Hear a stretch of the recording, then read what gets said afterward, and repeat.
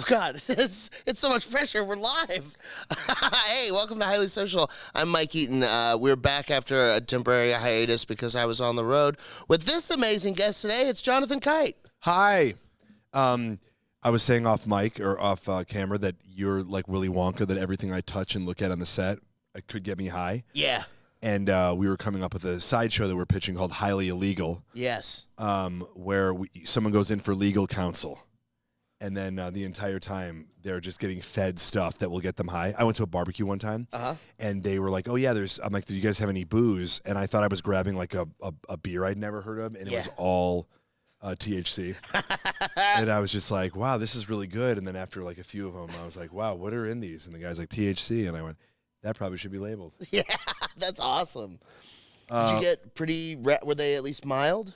I've heard some horror stories of people accidentally dosing themselves because you don't consume any THC in any form. No, I used to smoke too much, and then I was like, it was sort of fucked with my voice. Yeah. And so I just decided to stop cold turkey. Turkey.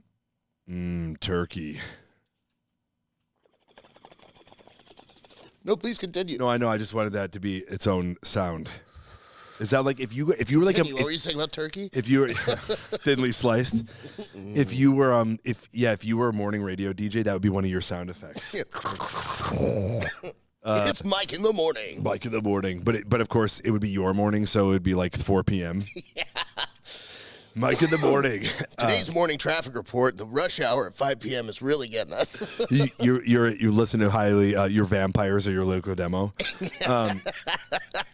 Dude, but you just had a brick thrown in your... It was like a big chunk of concrete from Tex-Mix Concrete Company. Fucking asshole. And the guy didn't even stop? No, so I was exiting the highway, and he was in front of me on the exit, and then he realized he didn't need to take that exit, so he just swerved, like, he braked real hard and then swerved illegally, and a big piece of fucking cement, like, fell out of his truck and... Did you get his license? He did not have one. That is why I only know the name of the company. Wow. Yeah. Pretty wild out here. And so what do? You call them up and be like, this happened, and you have one of your... you still have the brick, yeah? No, I was on the highway drive. All right, I feel like this story is getting... No, it's just a bummer of a situation. There's not any... No, we got to go after these people. You have too much vengeance in your heart. Come to my my legal counsel. Yeah. Highly illegal. Eat this edible. And then you'll forget all about it. Yeah, I think that's a pretty solid move. I remember when I first moved to L.A., I remember this dump truck cut me off in traffic, but it was like it was like a super dumps. I mean, it was one of the largest. And then when I got there, I was talking to the guy because I was like, "Well, you definitely hit my car." And then he was like, "No, I didn't hit your car." And then there was like a huge gash on the side of my of the Ford Escort, and he was like, "No."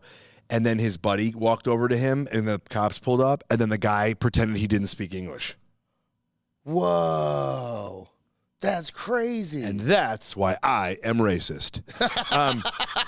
No, but that was like a crazy, that was just crazy. I remember like that happened, and there was like a caravan of these giant dump trucks, and he actually hit me twice because I swerved out of the way, and so he like swerved and hit me, and then I thought he was going to continue, but then he swerved back into my lane, and it sort of ran me off the road. You look at the car, and then he the cop came over because they like separated us, and then the cop came over and they were like, "Oh no!" Like they said that you hit him twice, and I was like, "Wait a minute!" Like the cop went to go talk to them and get their statement, and then like Red Rover came over with their statement, and it was just like, "Well, this is what he said happened," and I go, "No, that's what I was gonna say happened, but the opposite." Yeah, but then it was ridiculous. The whole like insurance and car insurance and cops being involved in traffic thing is such a fucking scam. Oh, dude. The only solution is a dash cam.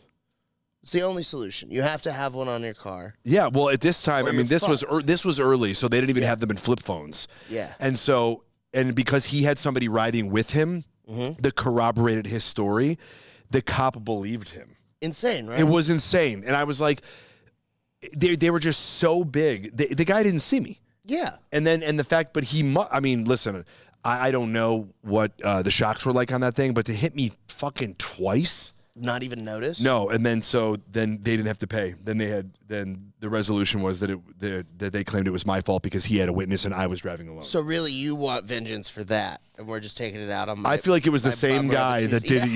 You know, he like drove here, like Steven Spielberg's Duel. Yeah, We're going after all truckers, bro. Do you ever think about how easy it would be to stalk you?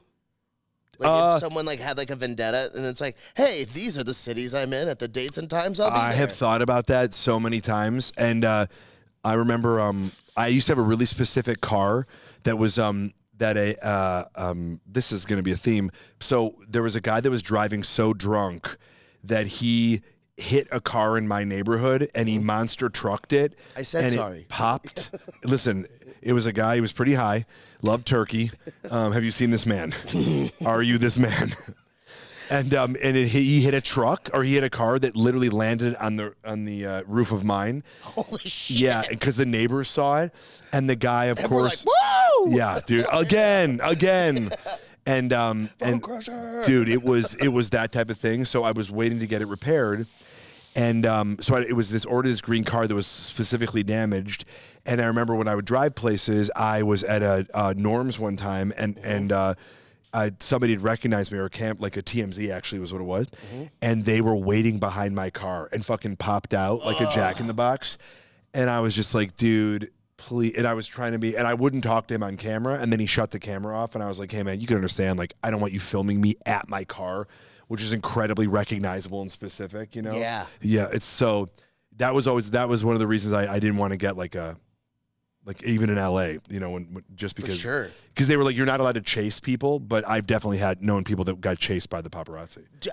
Not that people give a shit who I am. I just mean in general, there's like a lot of reckless driving that goes on in LA, and, you know. That's one of the things that's so interesting is that, like, because I've met you through comedy and you've always been so incredibly humble, I forget how big of a deal you are. I'm not. And so, okay, fuck off. But when my family saw the post, they're like, "You were touring with Oleg?" I was like, "Yeah, I'm on the road." No, that's how not big a deal I am. They don't even know my real name. Yeah, but it's, I mean, no, it's cool. I mean, it's nice, but you're definitely right though. It's a weird thing. I used to just tweet out where I was after I was there. Yeah. As if it was like a present post, and be like, wow, enjoying Miami or New York or whatever, and I'd been back in LA for like 2 weeks. Yeah. So my social media is on tape delay. That's so genius. Just because you're like, you know, and then, but it's like, it's weird because you hear the worst, like when we were on the show, Too Broke, this guy figured out where one of the girls lived and would like steal her scripts. Whoa. And she had to move immediately. She had to move like 3 times while we were on the show. God, that sucks. And so it's weird because you don't think that I mean, that's such a weird thing that would be a part of your life, but when it does, it's like you just have to get out of town that night. That's you have to move wild. Immediately. Yeah, because you don't know. I mean, maybe they're keeping it to themselves. Maybe they put your, you know, like your address online or whatever. You know, who the fuck knows? But yeah, it's kind of creepy. Yeah. Well, and like the geotagging stuff now, and as much as people, I mean, like that guy, I already forgot, P&B Rock.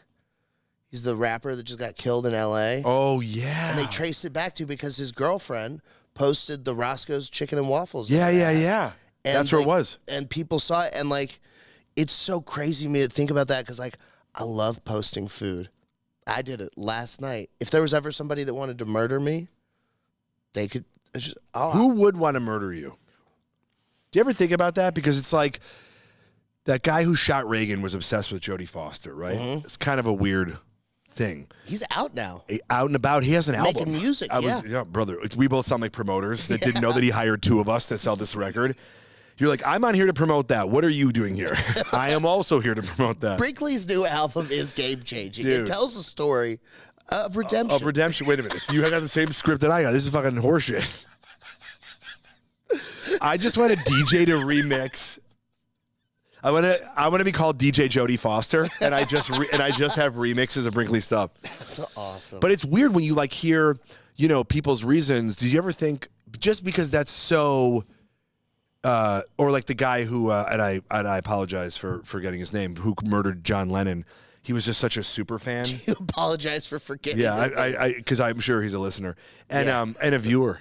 Yeah. And but no, it's like it's very weird. to have these people, like, because they were probably looking for him for a while, the guy at Roscoe's. Oh, for sure. Well, and like that was the thing that was interesting. There was a bunch of posts. I follow this one page that has a word in it I'm not allowed to say, but it's a great meme page. Grand Wizard I Chat, know it. And then that word. You sent it to me the other day. Dude, it's incredible. What? Yeah. It's Is he a wrestler? So it's amazing. But they were posting like after it happened that he had just gone on a podcast and talked about how he took away her Instagram and like locked her out of her own Instagram because she kept posting where they were, and like how one time they were leaving a club and some people were following him, and then she was like, well, let's just stop here. And he's like, nah. And she's like, no, stop here. And then he gets out and a car pulls up with like blacked out windows and just sits there staring at him. And he's like, all right, yeah, we got to go. And like, she just didn't get it. But it's also like, comedy and rap are so different. Yeah, I've never had somebody pull up and murdered out No. windows and paint job to be like, what's up? And there's only like, I mean, how many comedians are there that are wearing $40,000, $50,000 watches? Kevin Hart. Uh-huh. Maybe Jerry Seinfeld? Maybe. Leno wears a nice watch. Yeah, but some of he can take off easy because he doesn't want to get it caught because he always has his sleeves rolled up working on cars. Yeah. I mean, you're right. No. Yeah. I mean, you're right. No. It's like there's a lot of money. But like those are like the upper, and those are all older guys, you know? Who are not going to the clubs. We don't have different kind of clubs. There's not any comedians in their like early to mid 20s that are flashing like crazy amounts. No. You know? Well, I mean, that doesn't. Well, no, you're right, but that's not. What'd you say? They can't. No, I was going to say, why? What are they paying that generation? Yeah. We got free drinks and food because the thing is, like, that's the weird thing. Like, that is the image that you want to portray, but it's the same thing that people are hunting you for. Mm-hmm. That it's like, whereas our images sort of don't get. Like, it's always like that old thing of like, if you have money, don't talk about it because it's not funny. Mm-hmm. So it makes us immediately unrelatable in our craft. Yeah. So it's like, it's funny. I mean, I try to think of if Jay Leno doesn't even do bits on his cars. No. Because there's something like, what's funny about this billionaire, or, you know. What's funny about having a car collection that like has a staff? You know, like there's people whose whole job is just maintaining Jay Leno's I was just going to say his car collection is the theme of Downton Abbey. Yeah.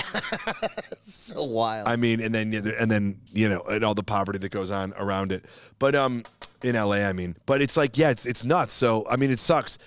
That's the tough thing about social media. Like, it makes you so accessible, but I think one of the nicest things about really making it is obviously being accessible, but at the same time having the freedom to be like, if you don't want anybody to know your whereabouts, yeah, you can just disappear. You could just disappear. And I think that like that to me is like real fame. Like I think of Daniel Day-Lewis, where people don't know anything about him. Yeah, so he, you know, the guy. Did he play Abraham Lincoln? He did play Abraham Lincoln. Slayer? What's up? Which one was he? Is that Vampire Slayer one? No, he could have. It was a serious one? It was regular Lincoln is what they was originally called. Yeah, boo. Regular Lincoln. Who watches these fucking movies? It's about a guy. We already know. Oh, he's on a penny. Cool. That's what it's about. Whoa. So you do know who I'm talking about. Yeah. He's way cooler as a vampire slayer. Hunter. By the way, that guy fucking looked like Abe Lincoln in Vampire Slayer or Hunter. Yeah. Whatever it was great. By the way, what if Daniel Day-Lewis did play that too? He played it all. Anytime you've seen somebody, it's him. He acting. He just fucks off and does whatever he wants, which I think is the coolest thing in the world. That is really cool. Ari Shaffir does that as well. I really respect that. Yeah, but it takes a fan base and people that are really working on your behalf. Because I think of so much of comedy, obviously we have great teams and people that help each other out, but like you have to do so much of the hustling. Whereas like, you know, and I know Ari is a hustler, but it's like he takes a hit for doing those things. He does. Absolutely. That's why I respect it, because he knows that he can get back from it. It's great. It's like letting yourself go and then seeing if you can't get that six pack. I sure can't. So I was going to tell you what a six pack was. Yeah. So it's the muscles. Beer doesn't have muscles. It's just 1, 2, 3, 4, 5. I want to do a show where we get you in a pool. Yeah. No, that's it. Yeah. Just want to get Mike in a pool. Just, dude, Mike in a pool. Dude, I did a private show. It was a guy's birthday party, and the entire audience was in the pool for the show. So it was a 2 p.m. gig. It was his birthday. Were you in the pool as well? No, I was standing outside on, like, under a little cabana thing, but it's at 2 p.m. in Texas, like just a few weeks ago. So it's like 100 degrees out. Please tell me that your opening joke was, now you know how Shamu feels. No. Okay. No, my opening joke was talking about queso because they had a bunch of queso. Oh, yeah, the queso joke that I heard you tell last night. Yeah, I love that joke. It's doing good. But I was doing that, but it was so wild to have people in a pool. Dude. That's what I was doing comedy for. I did a corporate gig a few weeks back. So those are non-traditional environments. They sound fun. Yeah. But the comedy club environment is helping people out in ways that you don't even know. Low ceilings. Bingo. That you're having people be quiet. It's like people Drinking. I was say they're drinking, but in seats, so they're sort of upright. It's like they're all focused in the same way. Whereas like if your fucking pool noodle moves the other way, then you're like distracted. And it's really there's a lot working towards the message or like the idea of comedy. But I did this banquet hall, 400 people, and there were maybe. So they started off the night by having a Austin Powers impersonator, Awesome. but just walking around the party like an open bar, Rolling Stones cover band, Stevie Nicks cover band, Awesome. Or Stevie Nicks artist, but I don't think that they were a Fleetwood Mac cover band. Frank Sinatra impersonator, Johnny Depp impersonator, Tom Cruise impersonator, people on stilts, circus acts. Yeah. And then they were like, all right, sit down and eat, and we're going to bring up the comedians. And they were, it was so ridiculous to get up there that I was like the fourth comic that went. And you have to get their attention. Huge. And it's just like, and it was, obviously the corporates the money is always amazing. Yeah. And you don't have to do a lot of time. But man, or like those outdoor shows, when you have to do those are fucking rough. Dude, outdoor shows are a special kind of hell in Texas. Because, I mean, like this past couple months, dude, even at 8 and 9 p.m., it's been 95 degrees. And I just can't wear shorts on stage. The only reason I'm even wearing flip-flops today is because I'm doing a weed-themed show tonight at Creek. And this is just a funny stoner move to be in flip-flops. Yeah. But I mean, like, wearing jeans and closed-toed shoes on stage, that's hot. Dude, it's warm. But also, like, it never gets better. The thing is, like, if you're doing, like, 10 deep or whatever, and I went to Oddball, and R.I.P. Brody Stevens, he was hosting. He was really funny because his comedy really lends itself to that sort of like going into the crowd and just being like, A1A till I die, and just keep yelling that at people. Yeah. And it was great. And a lot of the other comics, brilliantly funny comics, were just like, they were like elevator music to the crowd. It just didn't matter. And this was like the pre-stage before you went inside and were in like seats, And it's just crazy that there's all these odd shows that are being done. And just because that's the thing is I feel like in LA, or well, I guess around the country too, everything is a comedy show now. Yeah. Coffee shops, plant play, stuff that I'm waiting for the Greenhouse and Home Depot to start doing a comedy show. It's only a matter of time.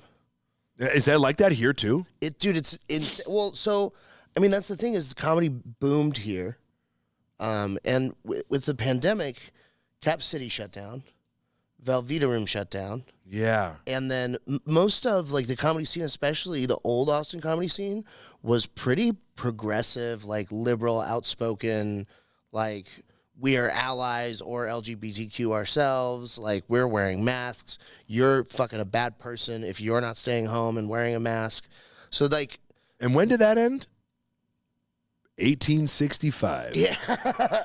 but so all of that like conspired to create a bunch of like the like rock star like cowboy comedians who go out and we're just like, hey, you have a venue, I can do a fucking show there, great, I'll do one. Right. And then like Vulcan opens up and Creek opens up and Sunset starts doing shows, and then suddenly we're inundated with like real comedy, and the people that can't get booked at those places are like, hey, well, I'm gonna do my own thing. Yeah. And it's branched out. But I mean, there's shows at just about anywhere here that has a stage. Someone has tried to do a comedy. Yeah, of course. That's just, it's like living, everything is theater. Yeah. It's good and bad. Because it's nice because there's a lot of opportunities for stage time in town. Yeah. But some of them are not good stage time. I've done a handful of shows where there were 3 or 4 audience members and 6 or 7 comics sitting in the back who are just waiting to go up. Yeah. And like, I mean, it's an open mic at that point. Yeah, absolutely. It's so funny because the idea of it's funny. People's idea of comedy or why something works. There's like such specific things that I think have to be going in your favor. And once you take out one of those elements, yeah, the house can still stand. But if you take out too many of the ones that are really defining pillars of what makes a successful show, then it's only by sheer luck. Because someone's like, well, I went there last week and crushed. And you're like, yeah, but can you do it? Can that environment survive consistently that way? Yeah. Like it was like when LA had during the pandemic, we had those parking lot shows. Oh, God. Bro, I said I felt like Mark Wahlberg talking. I used to do the joke where Mark Wahlberg just feels like he's trying to rally the troops in Transformers. And then people wouldn't even laugh. They would like flash their lights or they would honk. Creepy. And it was just like, what are we doing with our lives, people? Did you do any Zoom shows? I did one Zoom show that was a charity event to help raise money for this bar where I knew people on the board. And that felt good because I felt like I was helping someone. Yeah. And then I did a regular Zoom comedy show and I just felt awful afterwards. And so I never did them again. Yeah. I just was like, I'm not getting anything out of it. Now, by the way, there were people that did them that were like, I really enjoyed them. I'm not hating on anybody out there, but fuck them. Dude, I fucking hated it. I thought it was just like, it was like, it was the idea of comedy, but having no audience there and like anybody, I don't know. It was very weird. There were a couple of people that started figuring it out a few months in that if you mic up, have everybody in the audience call in and have their microphones on and let them laugh and no heckles. Laugh Factory did that. And I performed at Laugh Factory with a bunch of like TVs up, like it was Minority Report, and that was kind of cool. I did that at a brewery somewhere outside of LA, and that was really fun. But like, it still wasn't the same at all. But no. There was a couple of like Zoom like variety shows where you're doing stuff other than comedy and like making a game out of it. Yeah, and yeah. Telling stories and shit. That was cool. But God, I hated that era. And now we have comedy everywhere.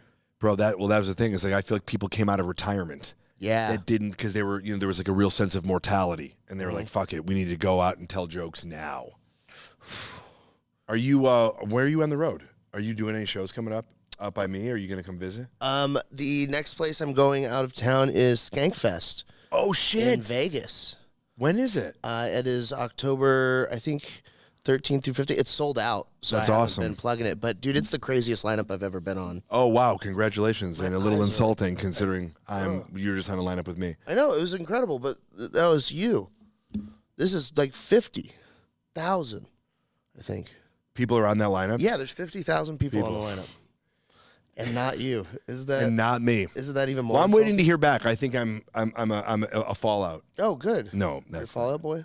by the way, went to high school right by where I grew up. All of them, or is there like I think a specific boy? Pete Wentz. Is that which boy is that? I don't know. Is that One of the singing fallouts. No, he that- yeah, boy? Guitar boy. jerking. Oh, Oh, yeah. I just saw your hand do this. I didn't even notice the other hand was up. You're just like, Well, this is holding my balls. yeah, This is, I that's stretched them strokes. out. Yeah, you're just shaving your nuts like an old barber. Dude, have you ever cut your balls while you're shaving them? Yes. They don't stop bleeding. No. And My balls are hemophilia. They suffer from hemophilia, but everything else about me is fine. I was like Googling like how much blood do you lose before it's a problem? Yeah. 'Cause it was like an hour of just like, why will you stop Just cut to bleeding? you having a transfusion in your dick. Every other part of your body is fine, but your balls have just lost too much blood. God, that's so funny. Is Manscaped a sponsor? They were a temporary sponsor of Giggle Boys, and then we didn't sell any, but they gave me a Manscaped lawnmower 3.0. They heard enough of your stories. Yeah, they were like, yeah, we'll give you one. It's like Tom's shoes. Yeah. I got we get this little kid, shoes. instead of giving, they give them to little kids too. Yeah. On Epstein's Island. Oh, I think that they should start teaching kids to shave their pubes the right way in high school, because I was just like... Who could do that, though? Who could get away with that? Teaching kids stuff? Teaching kids to shave their balls. A cartoon. You just do it like Big Mouth. Have you watched that show? Yeah. If I ever accidentally or on purpose have children, that's going to be the talk. It's just that. Just putting that show on. Hey, go watch TV raise my kid, or streaming raise my kids. Yeah, way better. Oh, yeah. They've done it in such a relatable way. I'm sorry, I'm one person. You're telling me a writer's room's not going to do a better job? It's like 12 people. I know. Well, and how many seasons now? 4 or 5 or something like that? Yeah. Well, they only need to see the first 2 to get what I'm talking about. Right. And then when they get a little bit older, we'll keep watching the show. We'll grow with them. But did they talk about shaving balls? They get into that okay. world a little bit. I gotta catch up. They're very thoughtful about it. There's a lot of times where I was watching. Oh, it's a great. I love the show. If I was like 16 and watching this, I would have felt. I've auditioned for it. Yeah. And I was sadly not cast, but I enjoyed the show very much. Yeah, there's a lot of. Have you watched? They made an offshoot too. That's called like Human Resources. That's all of the like hormone monsters and other. Yes, people. I think I saw 1 or 2 episodes. Funny. Dude, I wonder what I did to my eyes. Have you ever had itchy eyes before? But I'm looking at you, and it's like your eyes are so itchy that mine are. Yeah, I believe it. We look like a before and after for like a Flonase commercial now. You found a way to get the after photo. Bro. Look how swollen and itchy I am. If only I had a Benadryl. With the way I sound and the way you look. Oh, my God. We're like the Captain Planet. Our powers combined. We are. Allergies. A problem. Your eyes are really... I don't know what's going on, dude. Man. Yeah, what did you touch? I went and washed my hands before he got here because I was like, man, I feel like my eyes are kind of itchy. And I washed them, and they're still itchy. I know that sentence isn't great. Nope. I was like, guys, we'll fix it in post. Yeah, fuck it. We'll do it live. Are you allergic to anything? I assume. I've never really looked into it. I feel like we're having a talk that we should have had a long time ago. Sometimes ice cream makes my tummy hurt. Yeah, there you go. Yeah, I don't know. I got an allergy test, and I'm not allergic to anything according to them.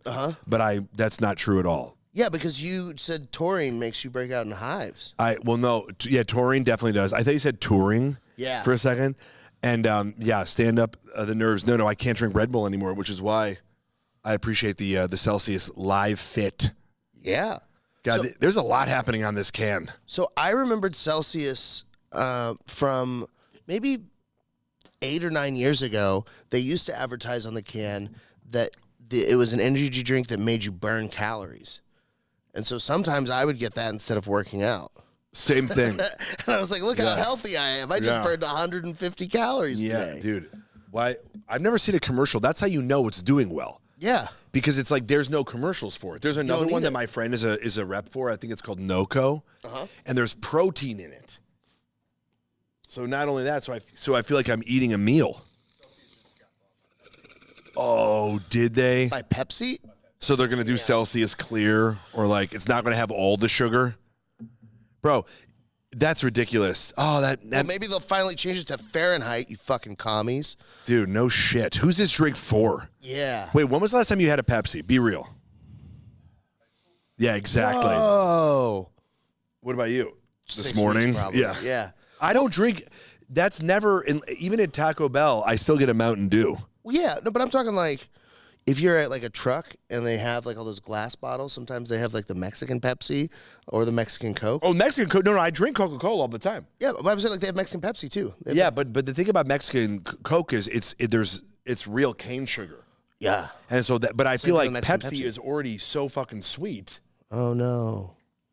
Well, I asked him. Sorry, we have one guy here. How do you guys feel about wild cherry Pepsi? I love wild cherry Pepsi. I love everything except. By the way, who the fuck is diet caffeine-free Coke for?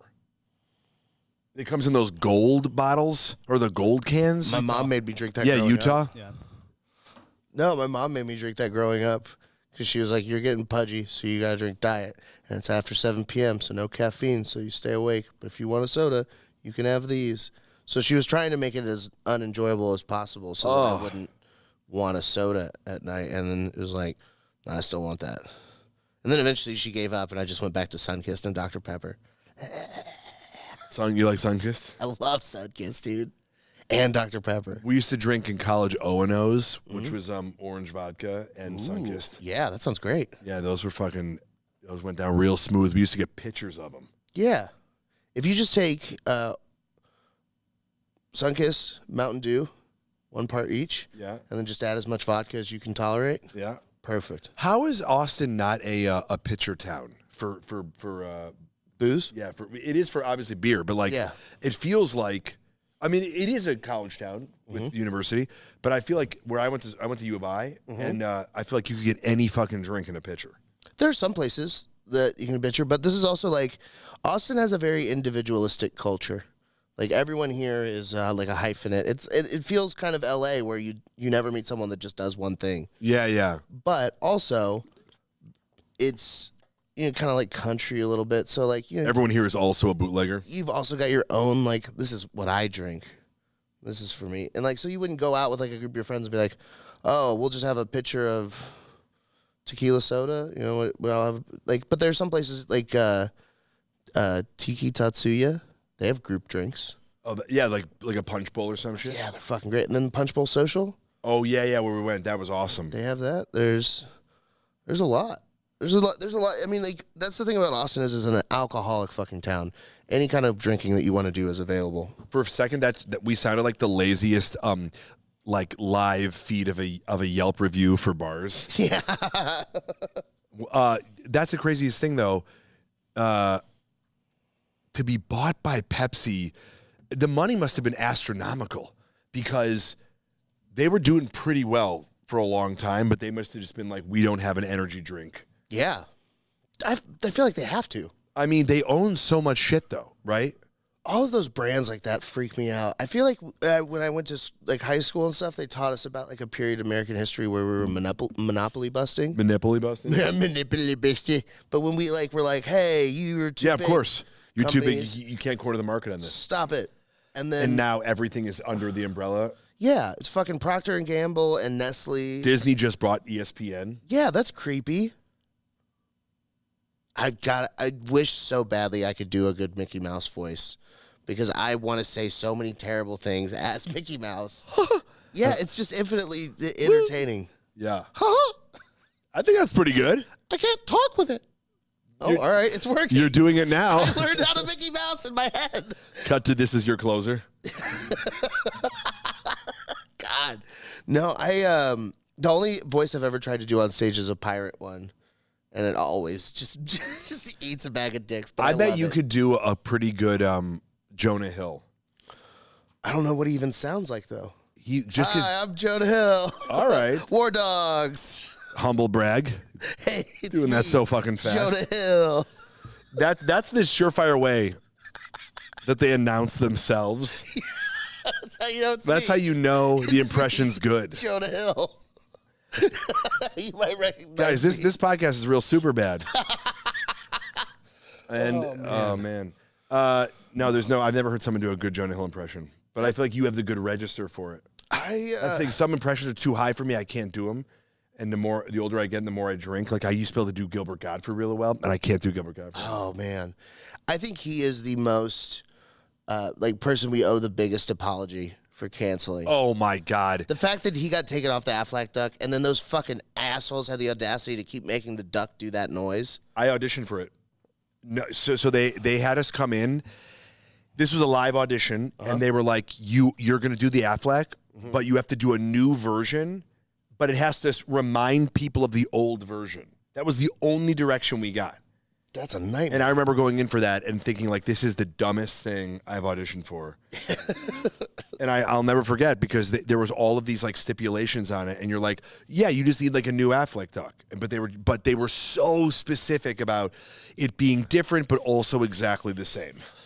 I bet they just had a lawyer sitting there that was like, this is as close as we can get without you getting sued. Something like that. Whoever hits that, that's who you take. But I wasn't in that. I didn't get that far. I don't even think I got a call back. And then I heard the thing that they use, and you're just like, dude, it's If like, you who had to cares? ballpark how many like auditions you've gone in for, even like the first starting off type stuff, how many auditions total do you think you've done? Fuck. I mean, I've been doing it out there. I've been in LA almost 20 years. Wow. And I auditioned I've auditioned quite frequently since I got there. Uh-huh. I bet it's got to be in the thousands. That's so cool. So now it's very much routine. So I mean, it's that's kinda how like I spend my comedy days. Where you found your voice in acting. I spend my days auditioning. That's all I do. Yeah. Because when people, they always wonder what, like, if you're not on a show or if you're not doing, like you're not touring, what do I do during the day? I'm literally just auditioning. Yeah. I'm doing all my voiceover auditions at home in my home studio, or I'm going over to my buddy's place and I'm putting them on tape like this. Yeah. And that's all I'm doing every day. How long did it take to stop feeling dumb solo with a camera? No, never. Because my buddy was out of town 2 weeks ago. Mm-hmm. Or, sorry, he wasn't out of town. I was going out of town, and he had COVID. Mm-hmm. And so we really couldn't line up, like, whatever. And I had to do them, and I had a buddy come over who, by the way, is an excellent guy. And it still was such a fucking pain in the ass to do it. And it literally took, like, my entire day. I mean, like To make it look presentable, because like, look at these great cameras in this room. You guys can't see them, but they're amazing. Yeah. It's like that everything changed. I know a buddy of mine who's here with me actually today. When COVID started, agencies would call up people and go, "What equipment do you have at home to film?" And if you didn't have good enough equipment, they were just letting you go as a client. Yeah. Because they didn't know how long COVID was going to be. So it's like, you really have to be competitive. Like, people think, people go, "Don't worry, all tapes are the same." And then you go, they're fucking not. No. People go, "I just film on my iPhone." I go, the ones that I know that are competitive are not done on the iPhone. There's such Sorry, what is that you're drinking? What is that? energy drink. Energy drink? Yeah. Yeah, just like a competitor to Celsius. Oh, shit. So it's a pre-workout. Oh, yeah. Yeah. Have you had Tory? NoCo? Never had NoCo, no. It's fucking good. One of the flavors is Miami. You're welcome. Okay. Whoa. It's like pina colada. Tastes like Cuban sweat. It tastes like chlamydia on a hot summer night. It's so good. And the cool Tastes breeze. like a thought. Yeah. It's THOT. Yeah, no, I got it. Yeah. That's how you crack the can. Yeah.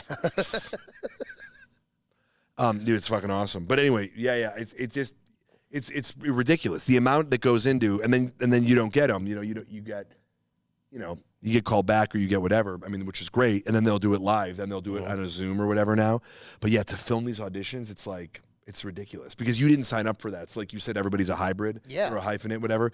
It's like you have to do all that stuff or you're not competitive at all. Yeah. Dude, it's wild how much stuff, like, when I first got into comedy, I was like, man, you know what? I'm just going to focus as hard as I can on being really funny. And that's my goal, and I'm going to get as much, and everything I've heard from every podcast I've listened to and every great is get as much stage time as possible and write. And those two things will make you very funny. Yeah. And you have to have some natural funny. I was like, Yeah. all right, I got that. Let's put those two together. So, I mean, like, I've been recording and playing back and listening to my sets and tagging them up and adding stuff forever. And then it's like, man, I thought that'd be good enough. And then it's just not. Well, dude, the idea that you have to have social media now, that you have to tape every set, and that's what sort of like gets people interested. Because the thing is, like, you're competing with the internet, right? Which is everything that ever existed before you in any capacity. I'm not just competing with comedians. I'm competing with cute puppies. No, that's what I mean. Anything And that exists. food? Have you seen food porn? That's what sucks, that you are competing. It's the thing you love the most. Yeah, it's cruel. If there's a God, suck my dick, dude. That's so mean that you make it so that my jokes have to go against like a beautiful pasta. Or porn. Or because you have to get people to come see you do stand-up. You have to get, when they have a device in their hands that everything that ever existed in the history of mankind that has been recorded is now available to them in some capacity. And that's why when you see people who are really good at comedy, even if you don't like them, you have to be like, well, this guy or this girl, like, respect, because they're getting people to come out of their houses when they don't need to. It's like you think about lives like the sports, and we were all watching football yesterday before the show. Yeah. I love, like, I'm not necessarily a football fan. I love basketball, but it's like I love going to games, and my buddies and I, we go to baseball games and stuff, But part of it is that it's a fun group activity, but the size of the TVs that people have in their house, it's just as convenient as to have people over at your fucking place with your bathroom right there. Yeah. You know, the food is you make your own food. You know, it's like it's not a hassle. Like going to a game. I went to a football game in LA, and it should have been a short film and an independent film of us getting from the fucking car to our seats. Mm-hmm. It was like 25, 45 minutes. I can't remember.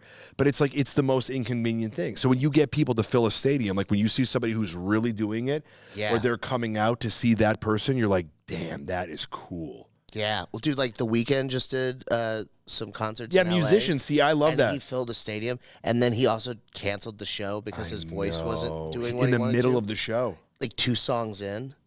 Dude, that's like just like that level of stress. Like I posted my special and then it wasn't to the quality that I liked, so I took it down. Right. I had it fixed and I put it back out. And I remember that day and a half I called you. Yeah. For someone I respect and look up to. It's like I want That's your opinion. true. You do that. And so like, you know, it's like and I remember like just, oh, that's such a, what if these 1,000 people change it different? It's like, bro, you have 50,000 there. What about Post Malone when he fell through the floor like a trap Broke door? his fucking ribs, yeah. Bro, but that's the thing. It's like, you know, musicians, you really do get it like a different experience, right? Then because the studio cut itself is so specific, but it's even more impressive because at least for like comics, like I put up crowd work, but then people come see me do real jokes. Whereas like Harry Styles is doing his album and then you're going to go hear the album. Maybe he'll do some covers, but he's essentially doing the thing that you've already heard. So you got to think like, holy shit, that is impressive that people like this guy or whoever this much to come out. Yeah. And that's really, and I that's why I love doing what we do. Like we did a show together last night. It was so fun at Creek. So much fun. That was a great show. You murdered. And it was like, it was a really, just a talented lineup. And it was really cool to just watch people like come in who were, you could tell were really like happy to see the show. Dude, that was a lineup, great crowd last night too. I mean, like, and that's what makes this feel like LA now. Like, when I moved there in 2018. Yeah. Like, that is what it was like. I could go and see a show for $10 and it would be a bunch of the fucking best comics in the game. And like last night, not that I'm one of the best comics in the game, but I'm one of the better comics in Austin. Absolutely. And like, but then we have Joey Avery in town, who's a fucking killer. It's great. You know, Zach Mama, who was on the show, the French guy. The first guy, yeah. Dude, so he's really funny, and he just travels all over the country. I mean, he's done like 60 shows in the past like 80 days or whatever. No, that's what I love. The idea that, you know, that's how Canada really works. Not even to make it an American thing, but like you just go. Because when I played up there, I did the Yuck Yucks, and then what they do is they have their best comics are the hosts. Yeah. Like if they're not going to headline.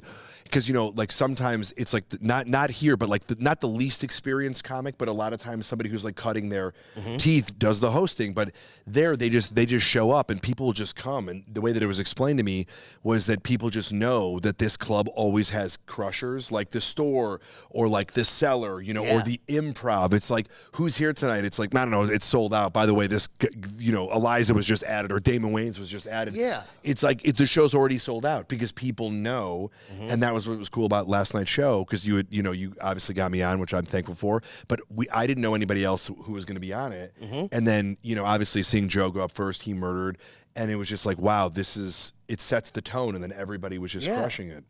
Well, and like, I mean, it's all those people are great. And Dave J that puts the show on. I mean, he opens for Steve Trevino on the road. I know. Dave is a really nice guy. And he's a great dude, and he's a great fucking comic. Very funny. And it was also really fun because like I was standing in the back and I watched the beginning of a set and then I walked into the green room and he had a joke that was murdering so hard that we all thought it was about time for me to go up. Like he got such loud claps and cheers and laughs that it was like, oh, that's an end of set. Like boosted up like, okay, I'm going up there. And it was just in the middle of a joke. It's like, man, did you go after him, right? Yeah. Yeah, that's what's funny. I don't remember who it was, but there was this I'm sorry, she was brand new to comedy. I don't know her name, but I was doing a show with Jay Davis, who I love, Yamashiro, which is this like really bougie sushi place that's like at the top of like the like the hill, the Hollywood Hills or whatever, and this girl. I was outside, and then they're like, well, she's really nervous, and she's brand new, And so we were talking, and I'm like, oh, how much time is she going to do? And Jay's like, I think she's only going to do like 8. He's like, you can do like 12 or 15 if you want. And she's like, no, I'll probably only do like 8 because she was nervous. So she goes, I'm just going to hit him hard and like, get out of there, whatever. And she got so many applause breaks and so much laughter. I kept walking into the room and then like a Three Stooges routine and walked back out in the green room. And I talked about it on stage when I got up there. I was like, holy shit, like I got in all my steps today on my Fitbit just going back in and forth because she was having like rolling applause breaks. Hell yeah, yeah. Yeah, it was cool. And like when you're on a show like that, like we were last night, not that people don't expect that from any of us, but just that that's like one of the comics. It's his show, obviously, but in the middle of the show, it just goes to show what a great comedy scene that Austin is. I mean, I've been here like 7 times this year or something. Yeah, dude, it's blowing up. I love it here because I said I really feel like I perform LA the most, but here definitely second most. I feel like I can work through my stuff here.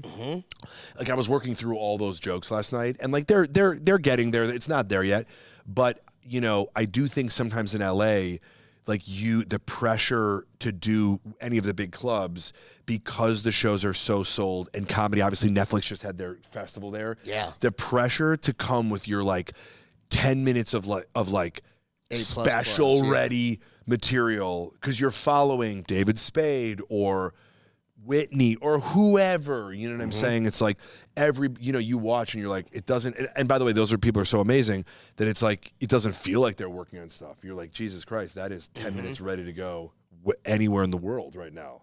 Dude, I mean, like when I did that Supernova show. Oh yeah, it's a fucking great show, killer lineups. But I mean, it was Theo Vaughn, Neil Brennan, Eric Griffin, Trevor Shang, Wallace, the comedian, Trevor Wallace, and all of them are just fucking killing. Oh, dude, when I did it, it went me, Jimmy O Yang, Tiffany Haddish. Who are the? I'm trying to think of who else. Yeah, it's like everybody's just straight up assassin. Yeah, it's fucking cool, and it's great. But it's like, but there's something nice about coming here and wanting to kill, but also there's so much experimentation. Like I love the and obviously LA and New York have this too, but there's just like there's a real Wild West feel to what's going on out here that I can just try out stuff that I know like I can really like take these huge swings. And last night I'd like to say, especially because no one was there, so I can say whatever the fuck I want. They did well. Like a lot of the huge swings did well. The crowd work was fucking great. Oh, thanks, man. It was all fucking awesome. Oh, dude, it was great. That room was awesome. And I love Creek. I love performing there. Well, and it was fun to see because I literally just did 5 shows with you in Batavia at the Comedy Vault. That was fucking incredible. And I watched most of all 5 of your hours that you did. Yeah. And so this was different stuff than that. Yeah, well, that's the thing is I know what works. I have the hour that I'm putting together, and I have about 5 bits that I know work. And the only ones that you saw was the Southwest Airlines bit, the IUD bit, and the What I Look Like bit. And then I have like 3 other bits that work incredibly well that I didn't do because I didn't need to work on them because I'm like, those are done. And then I'm trying to figure out what the other bits are, like the bit on autism or my brother or, all these other things like the female progress in movies, the pigeon bit. And so I'm just trying to like figure these out and see how they can all sort of work together. Yeah. But it's cool to be able to come here and get honest responses from people that are used to seeing good comedy that won't laugh at it if it's not funny. Which is cool. It is really cool too that there's like all the different clubs offer different things like and the different nights. So like that show, Dave's show, every Monday at Creek, it's usually at 9 p.m. It's just a good show of people that are, usually on the road, and then 1 or 2 people that are in town. Yeah. That'll be like a big name. And it's that every week. And then sometimes it's just a bunch of locals, but they'll all go fucking kill. So the people that go to see that show know, like, hey, we're going to see. Yeah, there were a lot of people there last night. Yeah, and I mean, and Dave said it sold very well. It was doing great. So like, it's a good show. And it's hard. That's the thing is, I had told you in Batavia about some notes that I had written for comedy stuff, and you're like, read them there. Yeah. And it's like, I don't want to do that there. This is my first impression with this club. This is for the first sure time they've seen me. I want to murder with stuff and not take any risks like that. And then, but here at Creek, I can take that risk. Absolutely. And it paid off. Absolutely. And it was like really fun. And then after I did that, I went back in the green room and was talking with a few people, and then we punched that up, and I got a bunch of new tags for both of those things. And now Awesome. I've got like 5 new minutes to try. That's awesome. It's fucking Yeah, it's different. It's so crazy because on the road, when we just did the Batavia, it was a great lineup. It was Ryan, Rudy, and you, and so fun. But I feel like, in a weird way, I know that a lot of people who have stuck with me since Two Broke Girls, which I'm so appreciative of, I feel like I have to do certain things for those types of crowds. And I'll try like one joke that's not like, there. Like I never did the joke about my brother and the joke about autism in the same set. Yeah. Because I was like, they're not ready and I'm trying to get them there, but I need to figure it out. It's like, we have to figure it out in front of real people.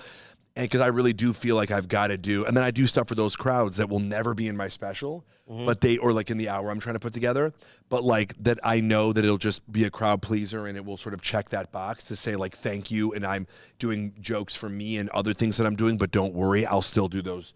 Yeah. This stuff that you really like. So it's hard because when you go on the road, you want to like to do the full hour.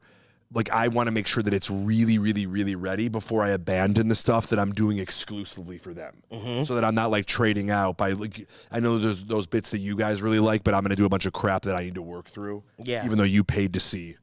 Well, I mean, it's like if you go see Bush, they got to play Glycerine, but like they're. I'm glad. Play Yeah. For a second, I was like stuff. George Bush. Yeah. You go to see George Bush paint. Yeah. Mission accomplished. How does he not paint Mission Accomplished as just like on canvas? I love all of the people that do art stuff. That's not like Seth Rogen's terrible pottery. Yes. Great. Just fucking great that exists. Jim Carrey. Jim Carrey. I've tried to buy a Bob Ross painting. Oh, yeah. Several times. There's only one available. It's a gallery in Houston that I've seen online right now. And by the way, I haven't looked in like 6 months, so there's probably new shit. And it was $80,000. Yeah, that's worth it. 85, I think. Yeah. I will tell you, and this is just a weird little secret, if you follow along with him, you can make a Bob Ross painting. I'll take your word for it. But I've seen some of these, they'll show paintings sometimes from people at home, and it feels like people either had 2 left hands or 0 eyes. It just looks like monkey's finger painting. Have you ever done one of the like painting with a twist thing? So, Like a lemon? No, they give you wine. Lemon. That's our then show, they do- Painting with a Twist, where our paintbrushes are just slices of lemons. It's not working. No, what is this? They do like step-by-step instructions. Dude, now my eyes are itching. I know. I don't know what's happening. Is there anthrax in here? I was just going to say, there's so much fucking... Are we like at like 50 right now, Dan? Oh, amazing. Look at that. We did it. But they teach you how to paint like a picture, a specific picture, and then you drink wine. Oh, yeah. So it's fun. I've done them, but I also like, dude, my hands are just tarted. They're not good. No, I'm not a bad painter. I used to draw a lot, but there's something about, you know what it is? It's the amount of paint and the setup that he has. It's way more complicated than I think people imagine. Everything is sort of right there, and a lot of that paint just goes to waste. Yeah. Because you can't put it back in the tube. Especially after you mix it and stuff. That's what I mean. Yeah. It's like, and he has that whole, he has all the colors laid out, and there's like globs of it, and then he only uses like a nipple's worth. Yeah. And you're just sort of, so I think to myself, like, man, that is a lot of waste. But I bet that it is a little bit less than $80,000 worth of paint and materials. I wish I could have. I go, how much? I wonder how much. Man, could he have made a lot on Cameo? No shit. He died way too soon. Have you seen his son? Yes, his son paints, right? Yeah. Yeah. But He has a bastard son that roasts. Really? Jeff Ross. Get out.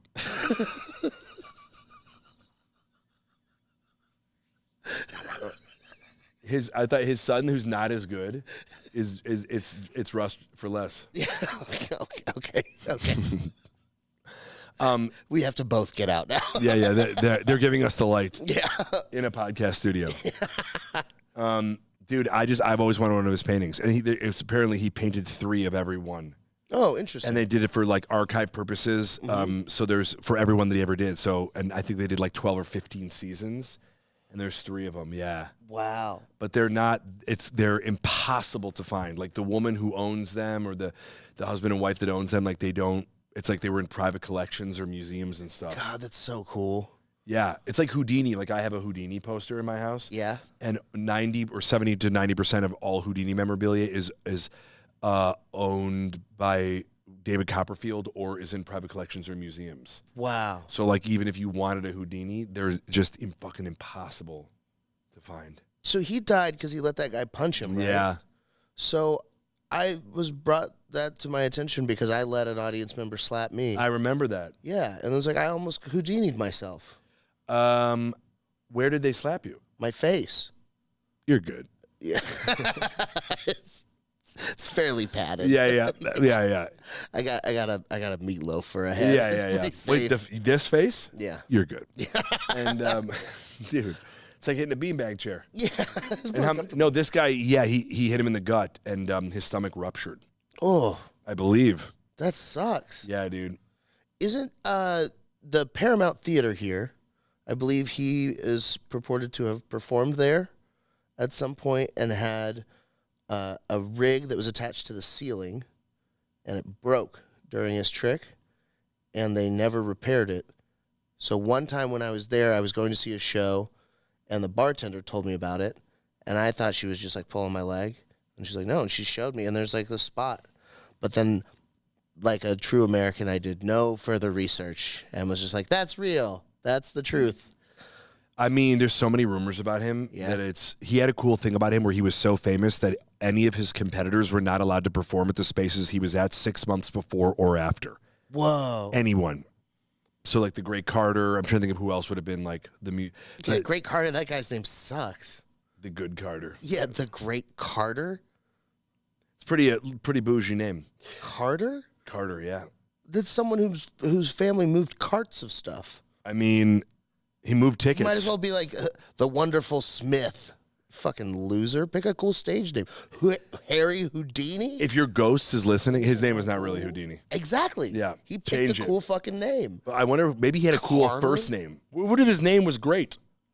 All right. If his name Was great, that was a if great. his name was Great Carter, that's fucking sick. Great Carter. Yeah. He was also his own positive review. But like Chun Lin Soo was this amazing guy. I wanted to do a Great movie about name. him. So he was a white guy. Yeah, perfect. Yeah.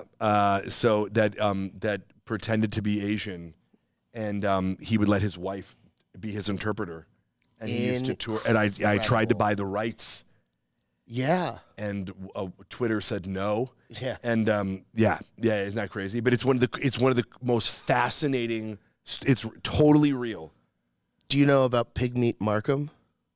No. He is a comedian from the Chitlin circuit. Okay. So there was the Borscht Belt of the Yes. Jewish comedians, and there was the Chitlin circuit, which was the black comedians. Yes. However, because it was still all based in like the vaudevillian stuff, Pigmeat. What's his name? Pigmeat Markham. He couldn't play the Borscht Belt. It's not kosher. But he was a black comedian who performed in blackface. Oh, but people thought he was white. No, Oh. they knew he was black, but it was just like there was a bunch of black performers that still performed in blackface because that was the tradition. So he put like burnt cork on his face to perform, but his big closer is that he would take out a pig's bladder, and then he had a straight man on stage that he would just slap with the pig splatter, and it would make this funny noise. And he'd go, you got to use a pig bladder. Cow bladder doesn't sound right. Don't ask me how I got it. I'm Pigmeat Markham. That was his closer. He was the first guy with catchphrases Yeah. like hamburger. Yeah, I'm Pigmeat Markham. he's somewhere between Jeff Dunham and Hamburger. Well, I think I say Jeff Foxworthy. Even better. You might be Pygmy Martin. Wait, what year was Here's this? your bladder. Like, it was 30s, 40s, I believe. Wow, yeah, there's so many amazing. Dude, the first guy that I listened to this book, History of Comedy by Cliff Nesterov, and I've heard from some people that he's kind of maybe not perfect on all of his sources, but in the way that he tells the story, one of the first guys to do like what we now know as stand-up was a guy that was tired of doing his same routines. And so he just got up there, but he was super anti-Semitic. So he just did like an hour-long rant about Jews. And that was like the first stand-up. Wow. Like that's... And that man was Adolf Hitler. Right. More of a TED Talk, really. Yeah. He not a lot of laughs, but we were engaged. They originally called Dolph Talks. Yeah. Yeah, you don't name your kids Adolf anymore. What was this guy's name? Do you know? I'm trying to remember. I'll find it.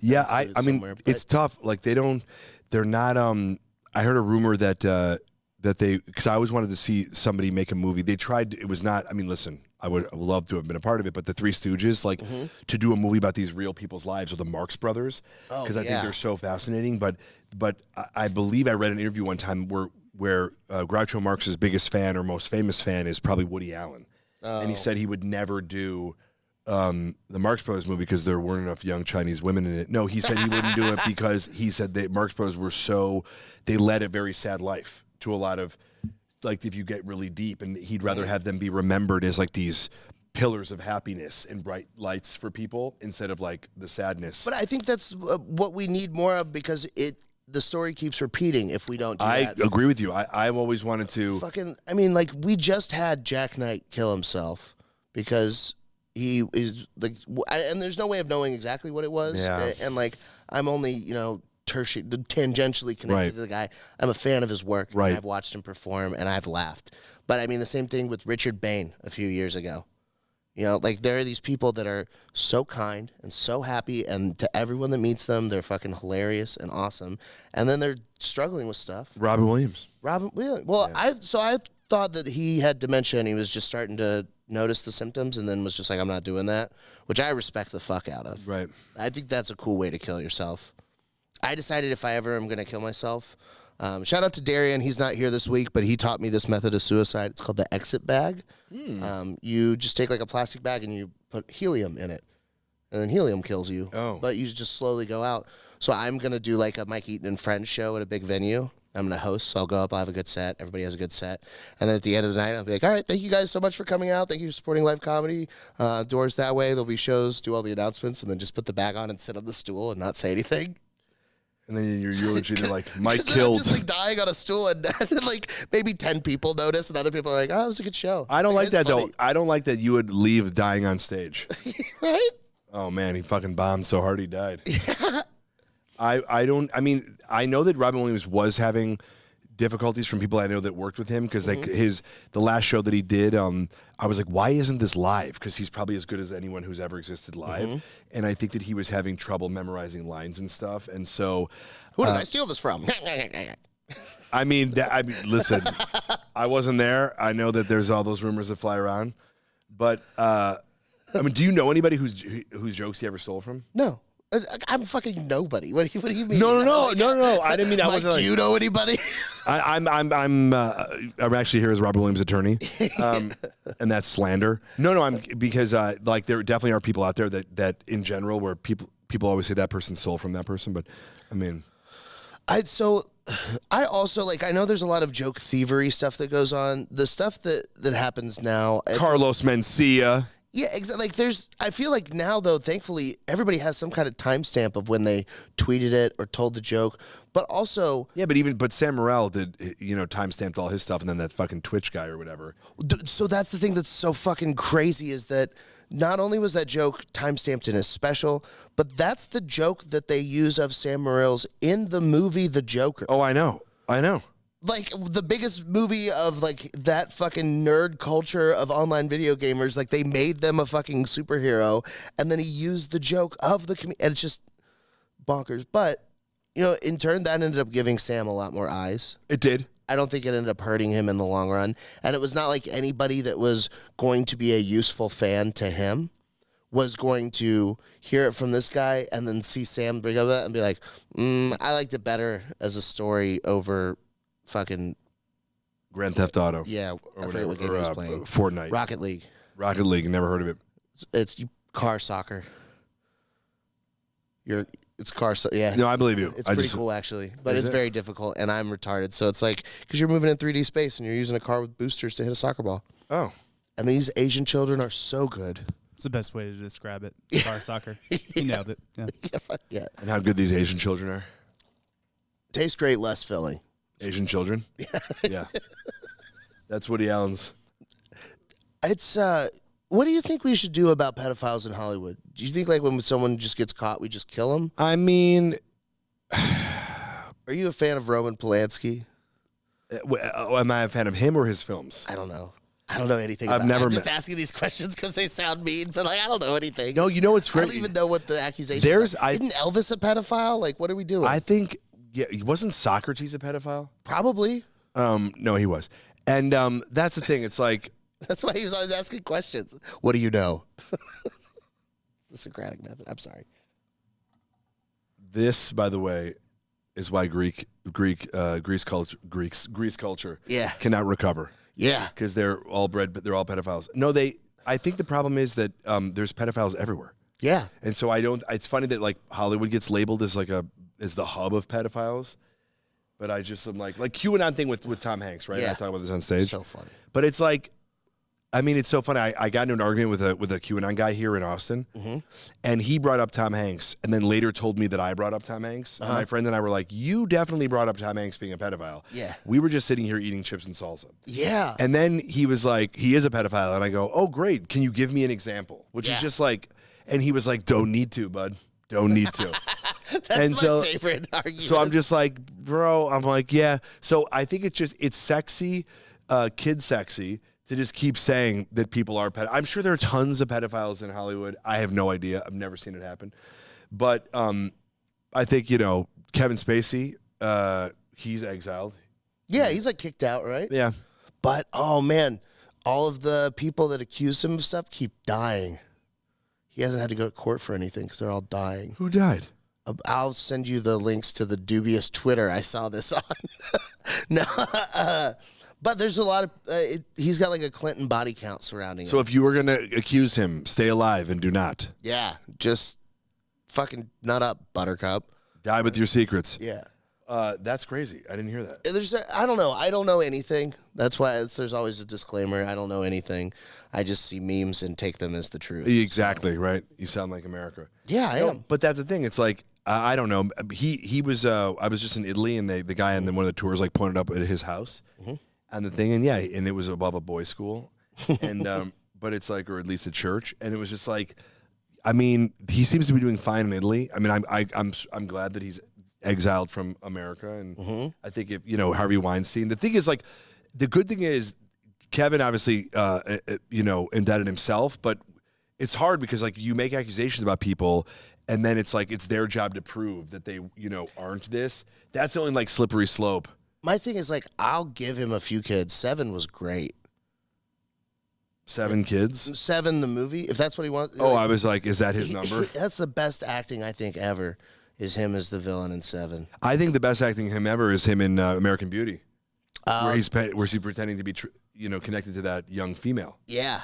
Instead of that he was hating it the whole time.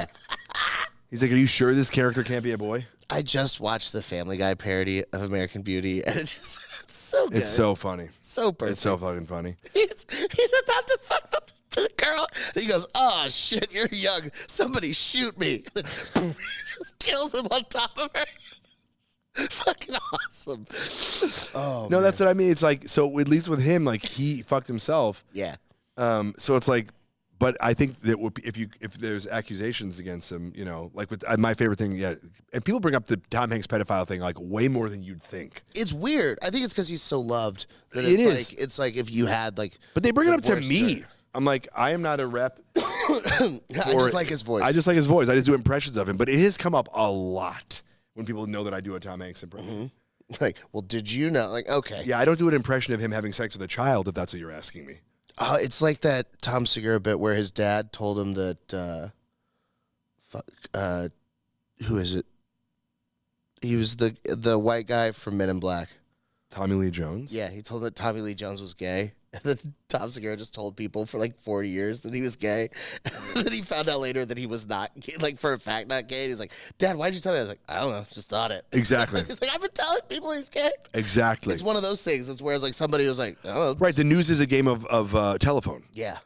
And so, I mean, it's like, yeah, but you're right. I do think that because people, that Tom Hanks represents Hollywood and like sort of being wholesome and, it's like, it's unbelievable to me that, and people have all these very specific opinions about him that there's somehow not based in any fact. But you're right. I think they're trying to take down a symbol, that represents a hierarchy or a community or whatever. I agree. Yeah. Well, so I could sit here and talk forever, but we got to get going. Bye. This is live right now. Where can people see you coming up? I'm going to be at Creek and Cave tomorrow night in Austin. Awesome. And then I'm on Thursday. I'm doing Creek and Cave, the Drop-In Bianca show. I'll be at Secret Show with Red Band and Vulcan, and I'm going to do Eastside Austin comedy. And then I'll be at Vulcan on Friday as well. Great. Well, thank you so much for coming in today. I'm going to talk about my new sponsor real quick. How cool is this thing, though? It looks amazing. I fucking love it. I'm a big glass fan. Yeah. Just personally, I have always preferred glass to papers or any of that. And I was talking to these guys. So they're Joker, Jokr. They're based here out of Austin, but they make these water pipes, and you can use it for Delta 8, like I have been. It's American glass, which makes a huge difference. Most of the glass that you get in, like, especially the cheap shops, is Chinese glass, where you drop it, it breaks, it doesn't do all the things. The reason that you want a water pipe is because the more surface area that the smoke creates, the cooler it gets, and so the smoother the hit.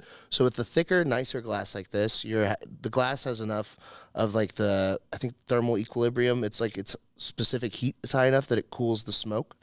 So all of that's working, and then they've also integrated. So this is modular. So this screws together, and it's multiple pieces. So if you want to clean out these perks in the middle, you can take off this middle piece and then just screw this onto the bottom and have just a normal beaker style. But they've taken a honeycomb perk and they've put it into a modular piece, so it's completely contained and not here at the bottom where it's getting all dirty. I fucking love it. They're very affordable for American glass.